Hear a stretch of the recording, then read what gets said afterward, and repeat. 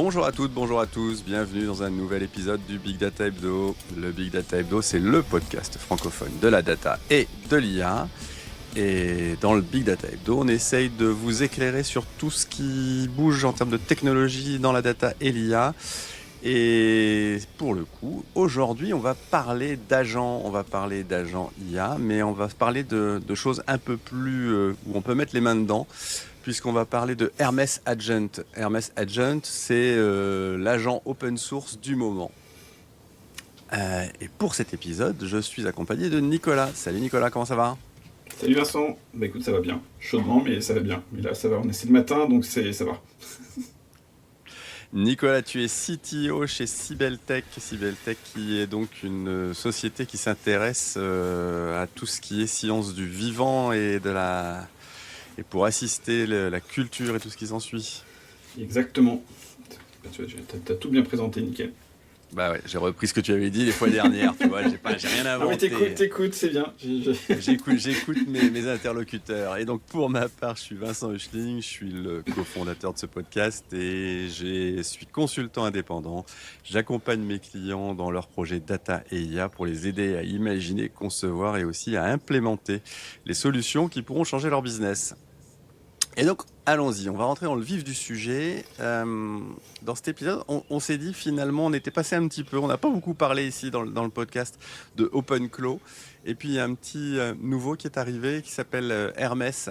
Et Hermès, il a un petit peu positionné différemment. Enfin, le principe reste toujours le même. Pour souvenir, OpenClaw, c'est ce qui a mis Apple en rupture de stock sur les Mac mini. Puisque le principe, c'était on faisait tourner un orchestrateur d'agents, c'est-à-dire on consommait la ressource par exemple, Anthropic pour faire réfléchir l'agent, mais toute l'orchestration, toute la mémorisation, l'interaction se faisait sur une machine que vous hostiez chez vous ou alors hostiez chez un hébergeur cloud. D'ailleurs, je crois que c'est Hostinger qui a même fait un type de déploiement pour son environnement où vous pouviez demander à avoir une machine OpenClaw directement installée. Et OpenClaw avait un mode d'interaction qui était le suivant. Vous parliez notamment sur un channel Telegram avec votre agent, et puis votre agent faisait des choses pour vous. Donc on était rendu dans le dialogue de l'humain avec son agent pour faire des choses. Il y a eu pas mal de choses qui ont été montrées sur le marché. Mais Hermès Agent était un petit peu différent. Alors déjà, là où OpenClaw était l'émanation d'un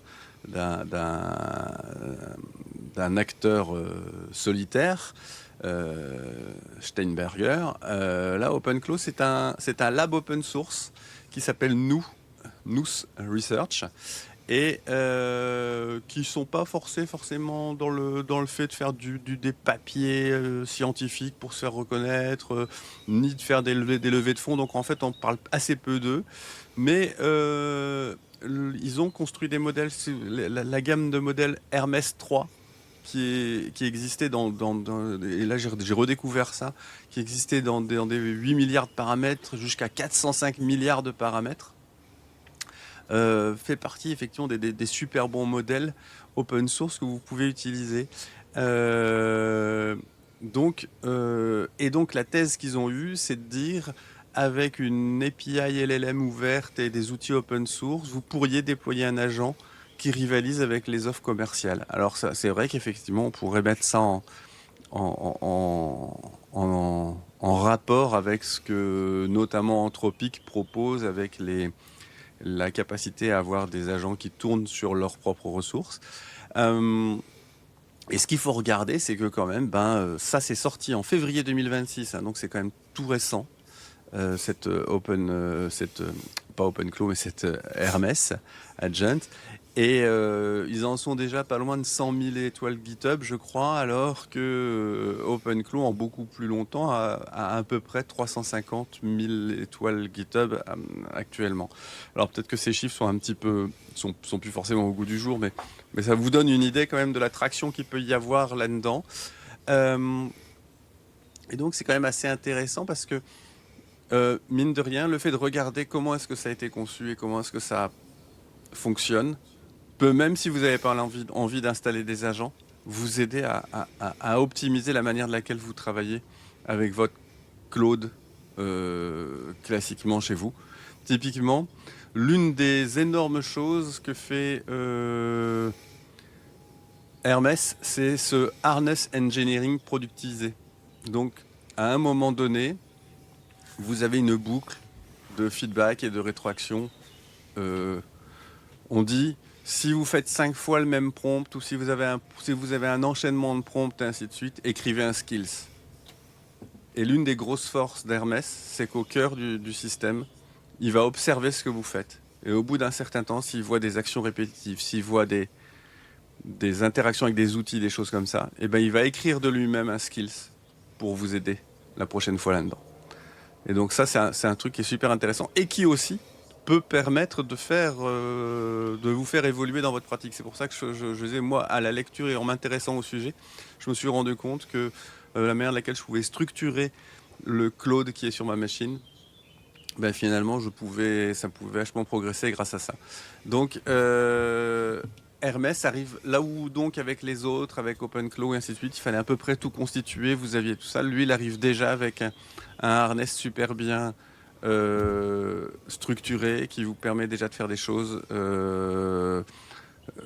très fortes. Et donc, si on regarde un petit peu, si on détaille ça un petit peu en cinq couches, hein, l'instruction, les contraintes, c'est-à-dire comment vous allez sandboxer les choses, le feedback, comment est-ce que vous allez pouvoir faire évoluer votre système, la mémoire, puisque bien, au cœur de tout ça, il y a aussi la capacité d'avoir une persistance et l'orchestration. Comment est-ce que vous faites un truc multi-agent, multi-modèle et ainsi de suite. Hermès arrive avec des réponses super claires là-dessus. Donc sur les instructions, typiquement, quand vous êtes en train de travailler manuellement, ben, vous allez écrire votre Claude MD ou votre Agent MD, enfin peu importe le nom que vous lui donnez. Lui, ben, il a son skill, comme je dis, il a son skill system qui va auto-créer, auto-updater. Après, il y a cette notion de contrainte. Dans quelle mesure vous faites des hooks, vous faites des choses qui vont empêcher de faire certaines actions. On a vu que l'un des trucs qui avait été mis en avant sur OpenClaw, c'est qu'il y avait des gens où OpenClaw était parti, s'était emballé, il avait commencé à acheter à souscrire à des services complémentaires parce qu'on lui avait demandé de faire des choses, quelle que soit la manière de laquelle il puisse y arriver. Enfin, là, fonctionnement, il y a vraiment un système au cœur de tout ça. Chez Hermès, ils ont décidé d'avoir un système de permission, d'exécution qui soit sandboxé. Donc c'est quand même vachement bien de ce point de vue-là. Alors la boucle de feedback, ben, j'en ai parlé juste avant, c'est-à-dire que là où vous deviez faire une revue manuelle, prendre un peu vos prompts, les remettre dans un skills, machin, ainsi de suite, ben là automatiquement il y a une learning loop qui est assez automatisée. Il te fait valider du coup Ah bah oui, il ne fait que créer des fichiers Markdown que tu peux ensuite aller éditer et aller modifier. Mais oui, alors je j'ai pas regardé dans quelle mesure effectivement il y avait ce côté très manuel de proposition d'un nouveau truc et puis dans quelle mesure il pouvait derrière on pouvait avoir un workflow pour pouvoir les activer ou pas. Ça, j'ai pas regardé. Euh, pour ce qui est de la mémoire, jusqu'à maintenant, ben, vous deviez sérialiser vous-même un peu la mémoire et réécrire dans des contextes, dans des markdowns spécifiques, réécrire des choses comme ça. Ben là, vous avez un système, il y a même une base SQLite qui permet de persister toutes les interactions et qui vous permet de commencer des interactions sur un média. Typiquement, tout à l'heure, je parlais de ce truc qui a été très à la mode, d'avoir une conversation avec comment dire, je vais y arriver, avec un Telegram ou un WhatsApp et de la terminer dans le terminal de votre machine. Et bien là, pour le coup, ça c'est hyper synchronisé puisqu'il y a une base SQLite qui permet d'avoir cet enregistrement continu de ce qui se passe. Et puis après, en termes d'orchestration, c'est là aussi où ils ont fait un super effort, c'est que vous avez une possibilité de chroner des tâches, de faire des appels multimodèles, de faire appel à des modèles différents, puisqu'ils ne sont pas bindés sur un type de modèle précis. On rappelle que OpenClaw avait démarré et ça avait fait une bisbille avec Anthropic pour être très fortement utilisé avec les modèles d'Anthropic. Et ensuite, Steinberger avait été recruté par OpenAI Et donc, j'ai pas suivi après, mais il est fort probable que effectivement les releases suivantes d'OpenClaw soient des choses très typées pour être utilisées avec l'écosystème OpenAI, quoi. Euh, et donc, voilà, donc c'est quand même quelque chose. Donc, il y a vraiment un feature set super intéressant de ce point de vue-là. Et qui donne aussi de très bonnes idées si vous avez envie de développer une boucle agentique ou quelque chose comme ça derrière. Notamment, euh, il y a le système de mémoire qui permet d'avoir des choses et donc de pouvoir avoir aussi une latence de retrieval. Si vous voulez faire un RAG, par exemple, eh ben, le système de mémoire va pouvoir vraiment vous aider puisque vous allez être à 10 millisecondes même si vous avez un, volume de documents que vous avez mis dans votre système qui est énorme. Donc c'est vraiment quelque chose qui va permettre de construire des scénarios et de résoudre plein de choses différentes. Et comme je le disais, c'est quand même une grosse alternative open source à des offres du marché parce que quand on regarde un petit peu, là on est en train d'énumérer des choses et quand on regarde par rapport à ce qu'il y a par exemple dans AWS Bedrock Agent Core, qui est le runtime agentique d'AWS, ben on est à peu près sur le même feature set, quoi.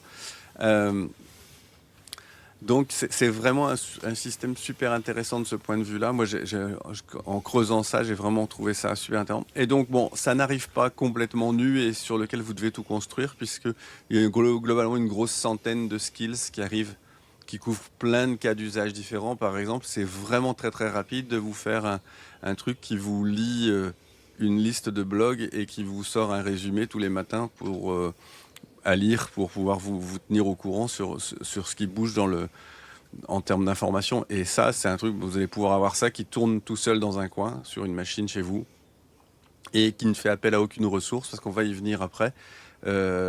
C'est très très bien construit pour pouvoir justement auto-hoster des modèles et ne pas être dépendant d'un provider extérieur, quoi. Euh, Toi, c'est des trucs, Nico, que tu as eu l'occasion un petit peu de regarder, ces agents autonomes Non, pas plus que ça. C'est-à-dire que la partie OpenClaw, c'est vrai qu'il m'avait vite refroidi en mode où ils affichaient plus d'alertes de sécurité que de features à un moment donné. Donc ça, j'avais un peu lâché l'affaire. Mais c'est vrai que j'ai un peu du mal aussi à déléguer le truc. J'aime bien tout contrôler, donc j'ai du mal avec ce côté, tiens, fais, bosse dans mon dos et ça va bien se passer. J'avoue que j'ai un peu du mal avec ça. Donc j'apprends à relâcher un peu, mais pas totalement. Et du coup, avec OpenClaw, j'ai vite lâché l'affaire. Puis comme tout le monde est dessus, c'est vrai que je crois que j'ai une relation inverse à. Ouais, Plus c'est populaire, oui, oui, t'es moi comme moi. Tu es comme moi, tu as une certaine détestation pour les choses qui sont trop hype à l'instant T. C'est ça, Euh, j'attendrai plus tard. Et c'est vrai que dans ce moment, on voit pas mal de choses. C'est vrai que bon, Hermès, on le voit pas mal. Je sais plus, j'ai vu passer sur le blog d'Olama ce matin, il parlait de Open Jarvis, qui a l'air d'être aussi un peu dans le même esprit. On sent que ça bouge. Après, c'est vrai que les cas d'usage, j'ai un peu du mal à dire tiens, bah, prends toutes mes données et fais ce que tu veux avec. Ça, c'est le cas extrême, et donc il y a quand même un vrai sujet de tout ce qui est de permission. Et ouais, puis, tu as ce sujet de sandbox qui est un vrai sujet, hein. Moi, je reste extrêmement réticent.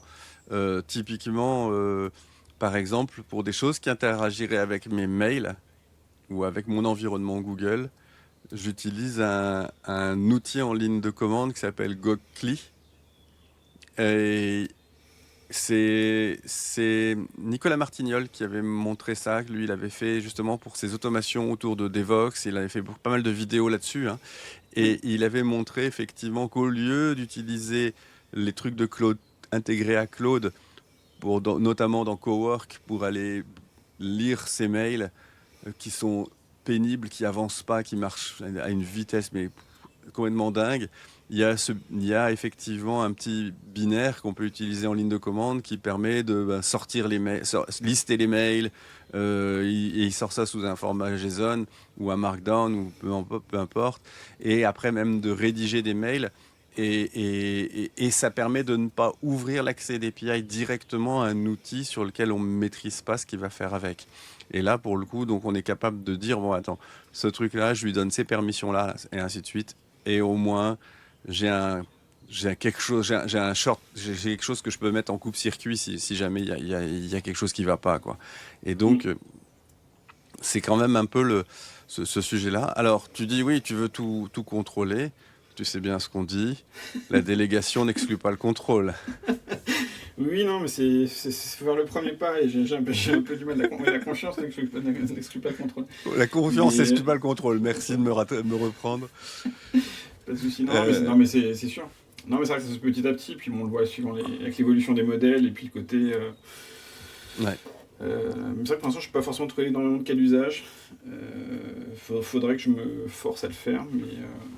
Bah, moi, je sais Et- qu'effectivement, dans nos métiers où on a une nécessité de disséquer une quantité d'informations, de processer, voire de post-processer beaucoup de choses, par exemple, je suis intimement convaincu que dans la production du podcast, avoir ça qui tourne dans un coin et qui processe des choses, qui essaye de rattacher des news récentes à des épisodes passés, et ainsi de suite, ça permettrait de produire beaucoup de choses intéressantes.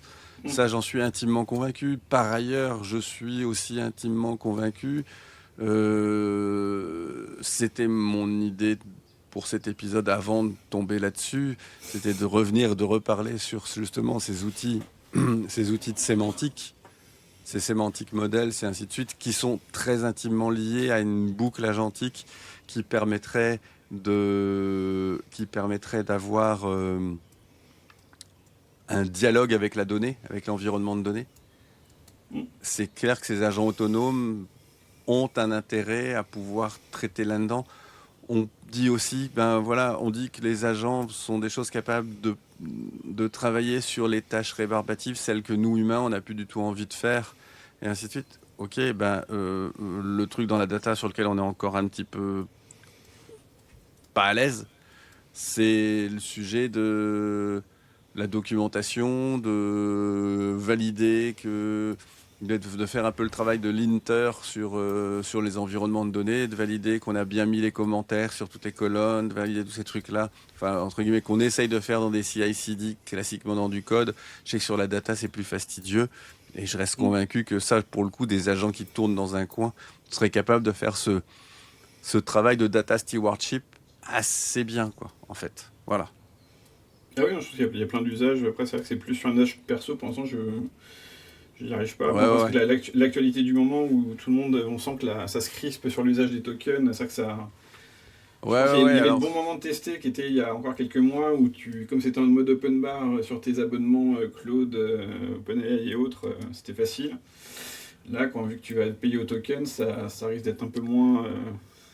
alors, ça requiert Tu vas d'avoir faire une plus machine attention. avec un peu de C'est puissance, ça. quoi. Mais si tu fais pas de l'interactif, si c'est des agents auxquels tu donnes le temps de réfléchir et de Oui. pouvoir apporter une réponse, typiquement, on y viendra juste après, la variété de modèles, même avec des modèles quantifiés, que tu peux faire tourner sur ta machine, elle est quand même assez importante, quoi, puisqu'il y a effectivement la Mm. possibilité d'utiliser des runtime locaux et d'éventuellement déléguer quelques tâches ponctuelles qui requéreraient beaucoup, une grande diversité de performances et une grande et des features particulières, d'envoyer ça sur un modèle distant.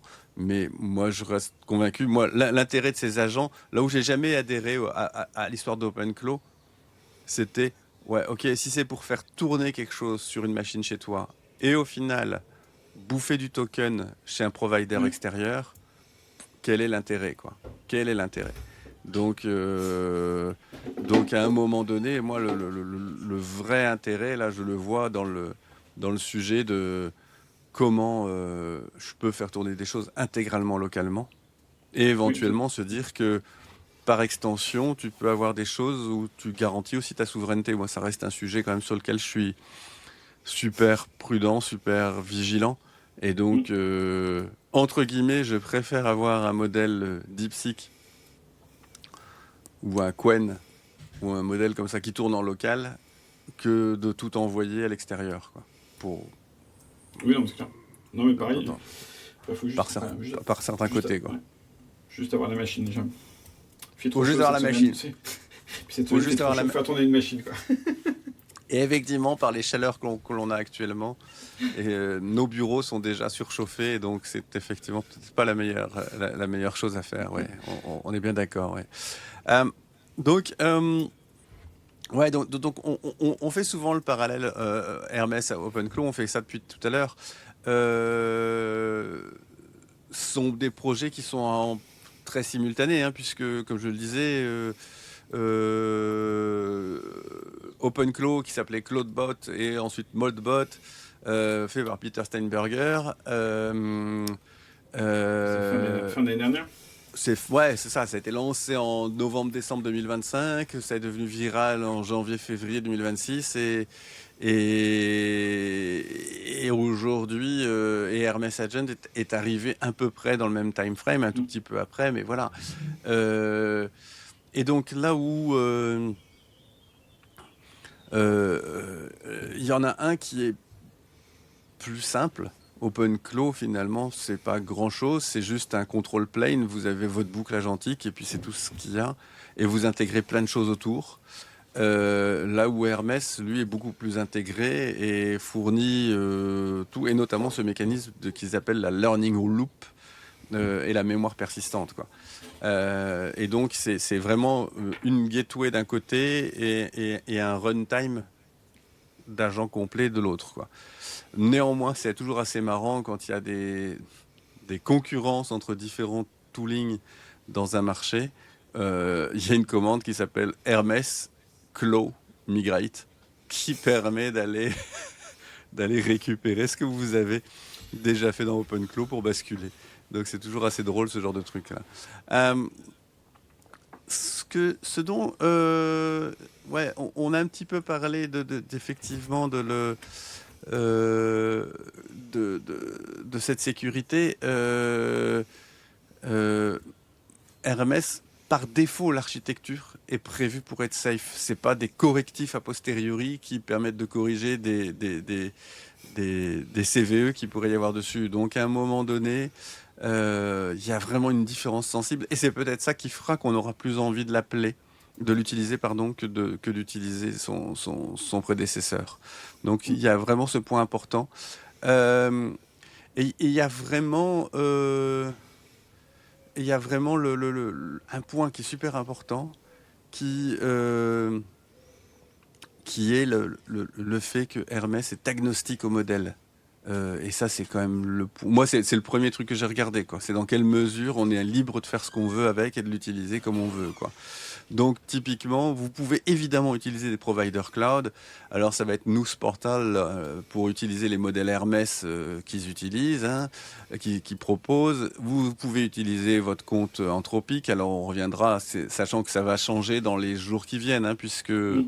je crois qu'au 15 juin, Anthropic va faire le rollout de ce nouveau mode de facturation, puisque jusqu'à maintenant, justement, OpenClaw fait partie de ces choses qui ont fait que la rentabilité d'Anthropic, notamment, a été mise à mal très fortement, puisque, souvenez-vous, au départ, vous pouviez avoir votre abonnement à 20 dollars et faire des appels d'API sur la base de cet abonnement à 20 dollars, pratiquement illimité.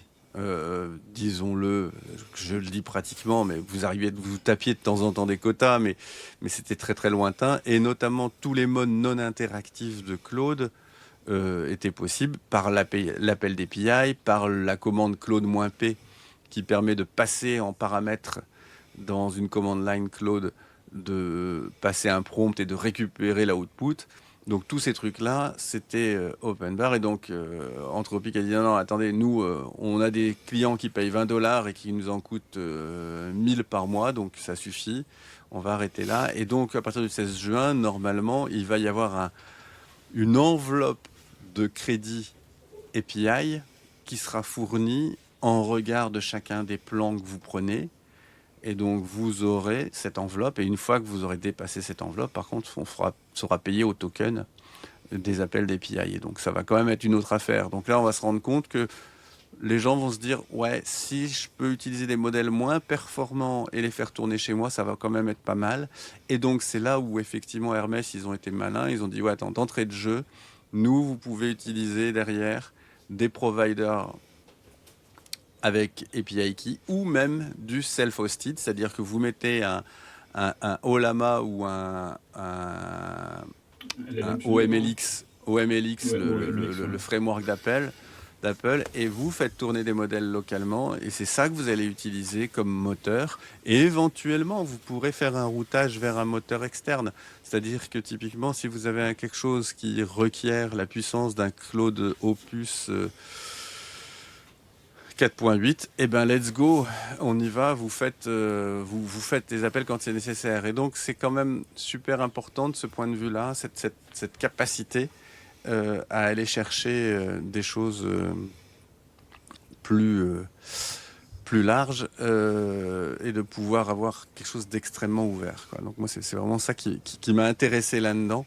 Et donc si on regarde un tout petit peu, j'ai un petit peu, comme je disais, j'ai un petit peu creusé le truc et donc j'ai regardé si vous allez dans Hermès Agent, vous allez pouvoir voir, ils ont notamment des guides and tutorials où vous avez justement bien expliqué comment faire par exemple un daily briefing bot. Et ce daily briefing bot, lui, bon, allez, vous êtes dans le truc, dire voilà, il y a un cron scheduler qui va démarrer le bot à 1 heure le matin. Et donc, il va faire des web research, il va faire une summarisation du content. Et clairement, si vous avez c'est vraiment quelques minutes pour faire ça, quoi. Donc c'est là où on se dit, ben, finalement, on a peut-être tous des tâches répétitives qu'à un moment donné, il va falloir aller, il va falloir pouvoir opérer comme ça et avoir quelque chose qui tourne de manière assez autonome. Donc moi, c'est encore une histoire de temps, hein, après, hein. C'est une histoire de temps pour essayer les choses, mais je suis assez. Et tout à l'heure, on parlait d'AWS, vous voyez, eh ben, vous pouvez même aller intégrer votre Hermès Agent avec Bedrock, puisque vous avez la possibilité d'utiliser votre compte AWS Bedrock pour pouvoir faire tourner cet agent. Donc, euh, clairement, je pense que c'est des choses quand même qu'il va falloir regarder de manière assez proche pour pouvoir, d'assez près, pardon, pour pouvoir créer des choses. Et donc, on parlait ouais, justement du pattern Telegram Assistant. C'est évidemment quelque chose qu'ils ont documenté, où vous créez votre bot, vous créez votre new bot à l'intérieur de Telegram et vous récupérez un ID et puis ben, vous paramétrez ça dans la gateway et donc vous allez pouvoir dialoguer avec ce Telegram. Voilà. Et plus proche pour nous, pour les développeurs, évidemment, tout à l'heure on cherchait ça peut être quoi les bons Cas d'usage. cas d'usage et effectivement la peer review sur GitHub est effectivement quelque chose qui là aussi peut être quelque chose d'intéressant à faire, de dire ben voilà, vous mettez une GitHub CLI sur là où tourne votre Hermès Agent, vous faites et vous lui demandez de faire les reviews et de vous résumer les PR pour pouvoir facilement faire ça. Donc voilà. Après, comme les commits sont faits par des agents maintenant, si on fait faire les PR par des agents, je sais pas vraiment si on va pas avoir à un moment donné une absence totale de maîtrise sur tout ce qui se passe, hein. Donc Bah, c'est peut-être. t'as un vrai sujet et on sent finalement que c'est vraiment le pendant du moment qui est de se dire ok les agents enfin ou les outils d'IA peuvent nous faire plein de trucs. Après c'est quel niveau de contrôle tu gardes sur le sujet et aussi bien Ouais. en termes de validation qu'en termes de connaissance du modèle, finalement le modèle du monde qui est représenté par ton application. Mm, Et c'est vrai que c'est tentant de faire bon allez c'est bon je le laisse faire ça va bien se passer je regarde vite fait mm. puis au fur et à mesure tu sens que tu te décroches un peu et ça que c'est faut trouver le bon compromis quoi. Ouais, ouais, ouais, on est bien d'accord. On est bien d'accord. Ouais, ouais, qu'à un moment donné, tout à l'heure, comme tu disais tout à l'heure, si effectivement tu le laisses recréer des skills À un moment donné, tu as un véritable danger sur le fait que tu sais, au début, tu vas vérifier et puis après, le truc tourne en boucle tout seul, quoi. Hein. Donc, c'est clair qu'à un moment donné, tu vas te retrouver avec quelque chose qui peut finir par être dangereux. Voilà, voilà, pour résumer. Pour résumer. Euh, mais toi, j'imagine, toi, dans ce que vous construisez en termes de surveillance de, de- d'infrastructures agricoles et ainsi de suite, vous avez sûrement des tonnes de tâches de surveillance, de choses comme ça, où il faut aller regarder fréquemment et ainsi de suite, euh, sur lesquelles c'est des choses qui sont super importantes. Je vois chez un client, ils ont une terminologie qui est Keep the light on. Et donc, c'est un gros sujet qui occupe beaucoup de monde tous les jours, de faire le tour de plein d'assets pour vérifier que c'est bon. Enfin, c'est un monitoring complexe où il y a, qui ne peut pas être mis dans un simple dashboard, quoi, qui requiert Mm. beaucoup d'actions pour aller vérifier, pour aller faire autre chose. Et ça, je pense que c'est des choses où, au final, on va finir par pouvoir y arriver, quoi, et pour des agents, c'est des tâches quand même fastidieuses et à peu de valeur ajoutée qui, pour, qui peuvent vraiment, à mon avis, faire une différence, quoi. Ouais. Alors, la limite de ça pour l'instant, c'est que tout ce qui est équipement de serre, c'est souvent des automates qui sont offline. Et aujourd'hui, enfin, et c'est plutôt par un côté d'un peu des vieilles techno. Hmm. Donc nous, nous, on n'est pas tellement sur la partie opérationnelle, on est plus sur la partie analyse. Donc on extrait les données, on les récupère, on les mouline, et puis on renvoie éventuellement des consignes, et puis on récupère après le. Ouais. Mais on n'est pas au niveau vraiment de l'agent qui. Enfin, on peut les piloter, mais on n'est pas vraiment sur la partie purement opérationnelle de suivi. Donc c'est vrai qu'on n'est pas complètement à ce niveau-là. Et pour l'instant, c'est plutôt des. Enfin, quand on voit les interfaces, c'est plutôt des vieux trucs, quoi. Ah bah c'est comme dans Il y a une vraie l'industriel. révolution, quoi. Ouais. Dans l'industriel, c'est du tout ou rien, quoi. C'est-à-dire que les machines extrêmement récentes vont être hyper connectées, vont être capables d'être intégrées avec des systèmes de gestion dans les. Mais les machines anciennes, t'as dans le floor des industriels des trucs qui seront jamais connectés, quoi. Donc pour lesquels C'est c'est ça. effectivement très compliqué. Et puis après, tu as aussi tes serres qui sont à certains endroits. Je suis même pas certain qu'elles aient une connectivité internet, quoi. Ouais, Bon, là, si.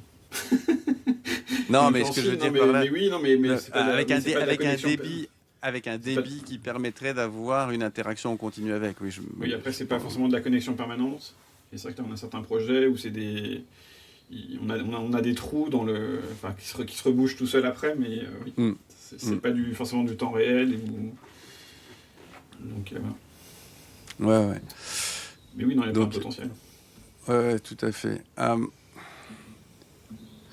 On, on peut. Je pense on a fait un petit tour sur cette Mm. Hermès Agent. Je suis certain qu'on en reparlera. Euh, on a remonté quelques petites news là dans ces derniers temps dans le Slack et notamment l'histoire de. euh, on peut le souligner parce qu'en plus c'est un Français qui a créé un post LinkedIn là-dessus, c'est Steve Morin, que vous pouvez aussi écouter dans cet excellent podcast qui Oui, est à la French ouais, très bien, ouais. que j'adore écouter. Et ça parle justement de CUDA et où je sais pas si c'est toi qui avais pas remonté ça, Nico, Oui. dans le En, Slack. en fait, ouais, donc ça, pour remettre un peu de contexte, Steve Morin, il est l'origine de la boîte de ZML, qui est l'idée, finalement, c'est d'avoir une couche, enfin, de ce que j'en comprends, une couche d'abstraction un peu générique pour permettre de faire tourner les modèles, quel que soit le hardware sous-jacent. Et c'est vrai qu'aujourd'hui, bon, effectivement, l'éléphant dans la pièce, c'est CUDA de NVIDIA qui est un peu le standard de fait dans ce monde-là. Et c'est vrai que plus ça va, plus on voit effectivement que les projets qui vont jusqu'à s'affranchir finalement de CUDA, mais même de, je sais pas, j'ai écouté un podcast de très longtemps où Steve Morin disait bah, dans CUDA il y a plein de bons trucs et puis il y a des trucs qui sont moins jolis. Ah, c'est vieux, CUDA, hein, faut pas perdre de vue que ça date quand même d'il y a 20 ans, hein. Oui, oui. Pas loin, hein. D'ailleurs, à ce moment, la version Non, 15 1.0 ans, 15 ans. de Python elle vient juste de sortir, mais C'était annoncé hier, je crois, avant-hier. Ouais, Mais, ouais, euh, ouais. mais du coup, sinon, bah, c'était des choses qui étaient spécifiques à Nvidia, mais c'est vrai qu'il y avait Nvidia a eu la force d'apporter aussi bien le hardware que le logiciel. Et du coup, c'est un peu le standard de fait. Et c'est vrai que là, avec notamment au travers de ZML, et je sais plus, je crois que c'était Michel Kardec qui avait aussi, ou non, ou pas, mais je sais plus qui, bref, qui avait souligné d'autres projets. Mais ici, il y a d'autres projets il y a plein de projets qui vont finalement vers un côté un peu plus générique et Ouais. qui pourraient permettre de s'affranchir de Nvidia. Et je pense qu'il y a quand même une grosse menace d'ailleurs pour le monopole d'NVIDIA, enfin le monopole d'NVIDIA, c'est que le jour où on peut arriver à se passer de CUDA et à ne plus faire toute cette partie un peu bas niveau, que c'est Ah une ben, grosse menace pour eux, quoi. Nvidia est menacé à deux niveaux, c'est-à-dire que tu as un premier niveau qui est effectivement cette pile logicielle sur laquelle ils étaient hégémoniques, ils vont peut-être l'être de moins en moins, premier point. Puis deuxième point, de plus en plus quand même si c'est pas encore entre guillemets en production partout, des alternatives à la technologie Nvidia pas forcément pour l'entraînement des modèles, où ça restera probablement encore très longtemps. Cette brute force qu'on peut avoir restera encore très valable, mais il y a quand même pas mal d'alternatives qui sont en train de Mm. monter sur l'inférence. Et Oui, tout à fait. d'ailleurs, même Nvidia, entre guillemets, est en train de travailler sur cette alternative. Ils ont racheté cette boîte qui s'appelle Grok. Alors, rien à voir avec C'est un avec le partenariat exclusif. Ah, pardon, je me suis trompé. Pardon, je me suis trompé. Je m'excuse. Enfin, C'est un partenariat exclusif qui est, pour montrer de la bonne volonté, très lié à de l'échange d'actions. c'est ça. Bon, Officiellement, c'est pas acheté, c'est un partenariat, je sais plus quoi. Bref. si, je sais Mais pas si... C'est... Comme on l'a dit, je pense, dans un précédent podcast, je pense que les seules personnes visées par la manœuvre, c'était la commission antitrust, hein. C'est Euh, ça. donc, foncièrement, on voit bien qu'il y a quelque chose qui est en train de shifter. Et finalement, c'est peut-être une très bonne chose parce que quand on voit enfin, déployer un use case à base de LLM et autres, euh, le coût d'infrastructure que vous devez prendre pour pouvoir avoir accès notamment à de l'inférence basée sur des NVIDIA H200 ou H100, même H100, hein, il est démentiel. Donc, le fait d'avoir à la fois une pile logicielle qui permette de le faire plus facilement et d'avoir des mécanismes hardware qui soient plus simples que cette grosse artillerie, bah, c'est clairement quelque chose qui ne va pas dans le sens du développement de Nvidia, quoi. Oui, non, c'est clair. Mm. C'est clair. Euh, Parce que il y avait un autre article qui m'a bien amusé, alors que j'ai lu mais je trouve intéressant, qui est sur je crois que c'est les gens de chez Uber, qui en fait font un peu une sorte de retour d'expérience sur la crise d'identité finalement des agents. Et c'est vrai qu'il y a une vraie question là-dessus, puisque dans la mesure où on délègue alors la réponse qu'ils font, je croyais un peu... Enfin, je ne suis pas rentré dans le détail de leur réponse, ça me paraît un peu une usine à gaz, mais en tout cas la problématique est intéressante, qui est de dire finalement quand on confie une tâche à un agent, on perd un peu pour qui on le fait, on perd toute cette notion de traçabilité, d'autorisation, ouais, tous ces sujets-là.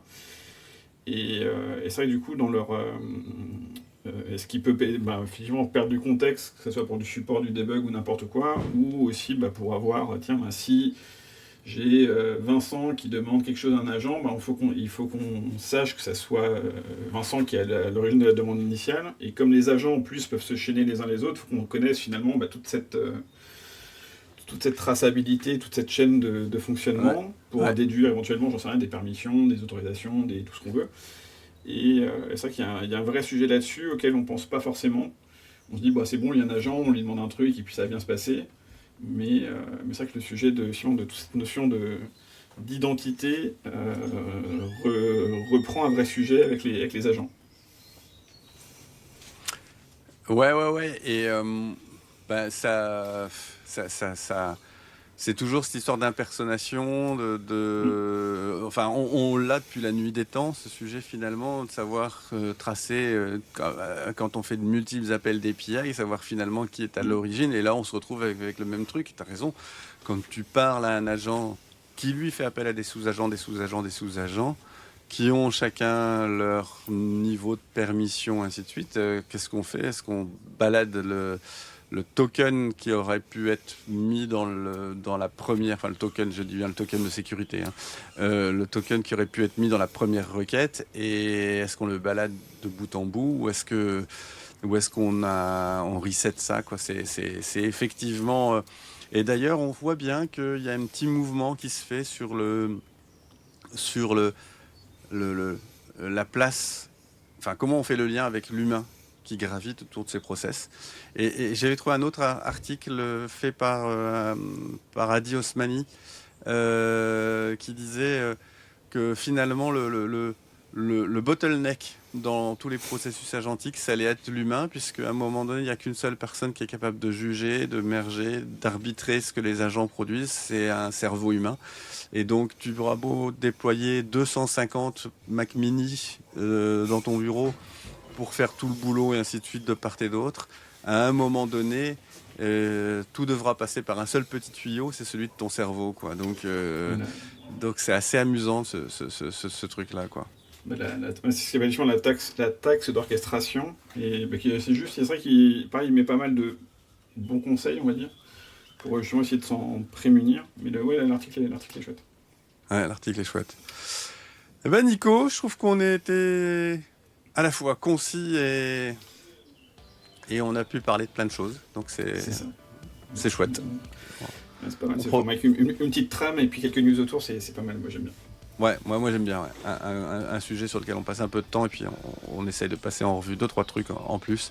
C'est quand même pas mal. Eh bien écoute, c'était cool d'enregistrer cet épisode. Yes. Chers auditeurs, chères auditrices, on espère que vous avez passé un bon moment à nous écouter, un aussi bon moment que nous on a eu pour l'enregistrer. Et on vous retrouve très bientôt. À bientôt.